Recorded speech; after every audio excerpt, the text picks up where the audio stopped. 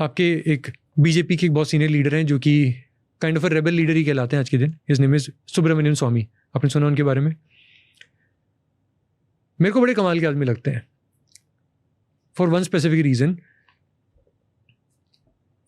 Only one specific reason. Economic terms में जो भी बोलते हैं ना, it all makes a lot of sense. उनका क्या कहना है? Income tax is a scam. Just because बाहर की इकोनॉमी में वो एक स्ट्रक्चर लगाया गया, हमने भी लगा दिया. But think of it this way, because of income tax there is an incentive to evade taxes. So there is a incentive to hide the income. Now because you are hiding the income, what happens? आपके पास एक कारण है कि boss अब मैं खाली 3 ही जगह पे इसको डाल सकता हूँ. वो पैसा शायद और 40 कामों में लग सकता था हिंदुस्तान में, लेकिन अब वो जाता है घुमा फिरा के रियल एस्टेट, गोल्ड या गद्दे के नीचे या फिर चावल की बोरी में, जिसमें भी. तो पहली बात क्या किया आपने? लोगों के हाथ से रियल एस्टेट इतना महंगा कर दिया, सोने की इतनी डिमांड क्रिएट कर दी, जो कि देश का ही फिर करंट अकाउंट डेफिसिट पूरा बिगाड़ देता है, क्योंकि इतना ज़्यादा आप इम्पोर्ट करते हो.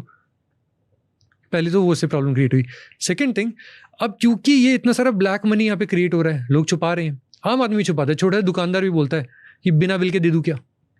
हर छोटे लेवल पे इतना बन रहा है. अब इसको पकड़ने के लिए you are spending thousands and thousands of crore हर साल.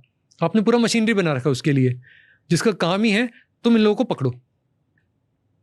अब वो घुमा फिरा के साल का 30,000 करोड़ आप उसके ऊपर खर्चा करते हो, 10,000 करोड़ आप इकट्ठा करते हो. Who is it serving? But in the end is that hurting India? Answer is a big yes. ऊपर से ये दिक्कत आती है, इसके चक्कर में आपका जो पूरा जो इकोनॉमिक साइकिल है उसमें आती है inefficiencies. People are not deploying money where it should be deployed, but where it can be kept as a hidden resource. How is that serving the interest of the country? तो सुब्रमण्यम स्वामी जी की thesis से बोलते हैं income tax हटा दो. अब इस पे सवाल आता है, इनकम टैक्स तुम हटा दोगे तो मार्केट में तो एकदम से लोगों के पास बहुत ज़्यादा स्पेंडिंग पावर आ जाएगा. प्लस क्योंकि लोग रियल एस्टेट में इतना खर्चा नहीं करेंगे, गोल्ड पे नहीं करेंगे, तो गोल्ड की डिमांड कम होगी, रियल एस्टेट कहीं क्रैश ना हो जाए, और ऊपर से इतना पैसा और दूसरी चीज़ों में जाएगा तो उनके रेट तो बहुत बढ़ जाएगा.